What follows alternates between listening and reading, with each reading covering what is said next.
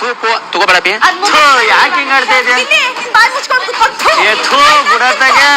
Big boss ಇಂದು ರಾತ್ರಿ 9:30ಕ್ಕೆ. Big boss ಮನೆಯ ಮಂಗಳವಾರದ first promo ನೋಡಬಹುದು. ಈ ಪ್ರೋಮೋದಲ್ಲಿ ಈ ವಾರ ಮಾಳು ಕ್ಯಾಪ್ಟನ್ ಆಗಿರುವುದರಿಂದ ಮಾಳುಗೆ ಬಿಗ್ ಬಾಸ್ ಒಂದು ವಿಶೇಷ ಅಧಿಕಾರ ಕೊಟ್ಟು ಸ್ಪರ್ಧಿಗಳನ್ನು ನೇರವಾಗಿ ಮಾಳುನೇ ನಾಮಿನೇಷನ್ ಮಾಡುವಂತಿದೆ. ಇಲ್ಲ ಅಂದ್ರೆ ಇದು ಒಂದು ಟಾಸ್ಕ್ ತರ ಇರಬಹುದು.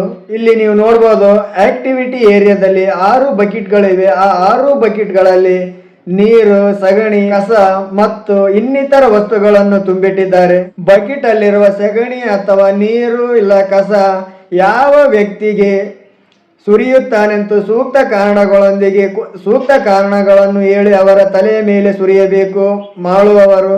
ನೀವು ಸಹ ಪ್ರೋಮೋದಲ್ಲಿ ನೋಡಿರಬಹುದು, ಮಾಳುವವರು ಫಸ್ಟ್ ಸಗಣಿಯನ್ನು ಧ್ರುವಂತ್ಗೆ ಸುರಿಯುತ್ತಾರೆ. ಧ್ರುವಂತ್ ತಲೆಯಲ್ಲಿ ಏನೂ ಇಲ್ಲ, ಬರೀ ಖಾಲಿ ಸಗಣಿ ಇದೆ ಎಂದು ಕಾರಣ ಕೊಟ್ಟು ಆ ಸಗಣಿ ನೀರನ್ನು ಧ್ರುವಂತ್ ತಲೆಯ ಮೇಲೆ ಸುರಿಯುತ್ತಾನೆ. ಇನ್ನು ಕಾಕ್ರೋಚ್ಗೂ ಸಹ ಬಕೆಟ್ ಅಲ್ಲಿರುವ ವಸ್ತುವನ್ನು ಸುರಿದಿದ್ದಾನೆ. ಆಗ ಕಾಕ್ರೋಚ್ ಅವರು ಹಿಂದಿಂದನ್ನ ನೆನಪು ಮಾಡಿ ಫ್ಯಾಮಿಲಿ ಅವರು ಕಳಿಸಿರುವ ಲೆಟರ್ ಅನ್ನು ಪಡೆಯುವ ಟಾಸ್ಕ್ ನಲ್ಲಿ ಧ್ರುವಂತ್ ಹಾಗೂ ನಾನು ಬುಟ್ಟು ಕೊಟ್ಟಿದ್ದಕ್ಕೆ ಇದು ನಮಗೆ ಆಗ್ಬೇಕಾದದ್ದೇ, ನಿನಗೆ ಕ್ಯಾಪ್ಟನ್ ಆಗಲು ಸಹಾಯ ಮಾಡಿದ್ದಕ್ಕೆ ನಮಗಿದು ಆಗ್ಬೇಕಾದದ್ದೇ.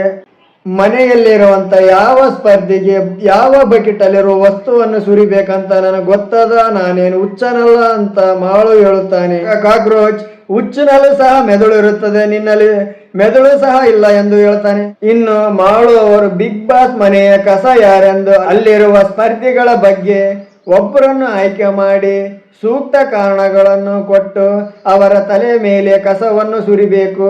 ಅದರಂತೆ ಮಾಳುವವರು ರಾಶಿಕನನ್ನು ಆಯ್ಕೆ ಮಾಡಿ ಬಿಗ್ ಬಾಸ್ ಮನೆಯ ಕಸ ಎಂದು ಆ ಕಸವನ್ನು, ಆ ಬಕೆಟ್ ಅಲ್ಲಿರುವ ಕಸವನ್ನು ರಾಶಿಯ ತಲೆಯ ಮೇಲೆ ಸುರಿದಿದ್ದಾನೆ. ಮಾಳುವವರೇ ಒಂದು ಇದಕ್ಕೆ ಪ್ರಾಪರ್ ರೀಸನ್ ಕೊಡಿ ಎಂದು ಕಿರ್ಚಾಡುತ್ತಿದ್ದಾರೆ. ಇನ್ನು ಇವರು ಕಿರ್ಚಾಡುತ್ತಿರೋದನ್ನು ನೋಡಿ ಗಿಲ್ಲಿ ಸುಮ್ಮನೆ ಕೊಡ್ತಾನ?